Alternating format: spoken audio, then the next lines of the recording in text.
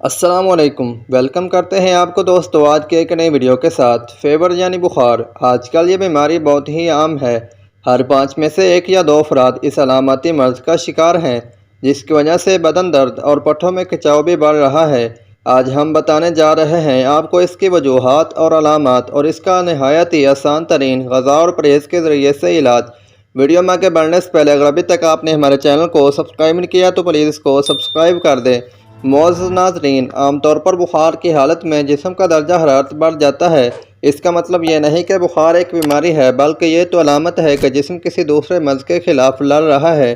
اب چلتے ہیں اس کی وجوہات کی جانب۔ بخار خود تو خطرناک نہیں جب تک کہ اس کے ساتھ دیگر علامات نہ ہوں۔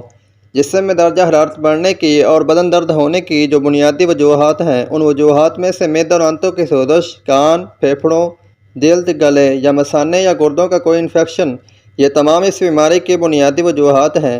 ان کے علاوہ ورزش کا نہ کرنا، بند کمرے میں لیٹے رہنا، ٹھنڈی اور گرم چیزوں کا بے دھڑک اور بے جا استعمال کرنا، ہر وقت سوئے رہنا یا نیند کا کم کرنا، نماز کی پابندی نہ کرنا اور نہانے میں کوتاہی کرنا، یہ تمام چیزیں جسم میں دردوں اور بخار کی وجہ بن سکتی ہیں۔ اب چلتے ہیں اس علاماتی بیماری کے علاج اور اس کی علامات کے جانب۔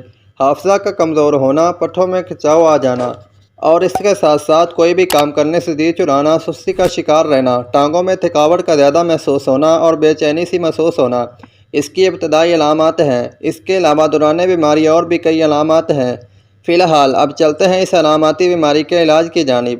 اگر آپ یا آپ کا کوئی پیارا اس بیماری میں مبتلا ہے تو آپ یہ دیسی نسخہ استعمال کرنے کے ساتھ ساتھ بتائے گئے پرہیز اور غذا پر عمل کر کے اس بیماری سے بہت جلد ہی نجات حاصل کر سکتے ہیں۔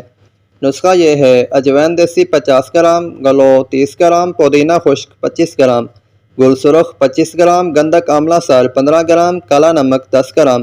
یہ تمام چیزیں آپ کو بآسانی کسی بھی پنسا اسٹور سے مل سکتی ہیں۔ آپ ان تمام چیزوں کو خوب پیس کر آدھی چمچ صبح اور آدھی شام پانی کے ساتھ استعمال کریں۔ اس کے استعمال سے آپ بخار، بدن میں دردوں کا ہونا، معدہ کی خرابی سے چھٹکارا حاصل کرنے کے ساتھ ساتھ یہ نسخہ ویٹ کم کرنے میں بھی مددگار ثابت ہو سکتا ہے۔ اور آپ اس کے ساتھ ساتھ پانی اور شہد کا استعمال کریں اور ہفتے میں 2 سے 3 مرتبہ اکیلا قیمہ پکا کر کھائیں۔ اور پرہیز میں ٹماٹر، دہی اور دہی والی تمام چیزیں، چاول، ٹھنڈا پانی، تمام ترش چیزوں کا استعمال کرنے سے پرہیز کریں۔ انشاءاللہ عز و جل ان باتوں پر عمل کر کے آپ بتائے گئے تمام امراض اور بے شمار علامات سے چھٹکارا پا سکتے ہیں۔ ویڈیو اچھی لگے ہو تو لائک اور شیئر ضرور کریں۔ مزید طبی اور اسلامک ویڈیوز کے لیے ہمارے چینل کو لازمی سبسکرائب کر دیں۔ اللہ حافظ۔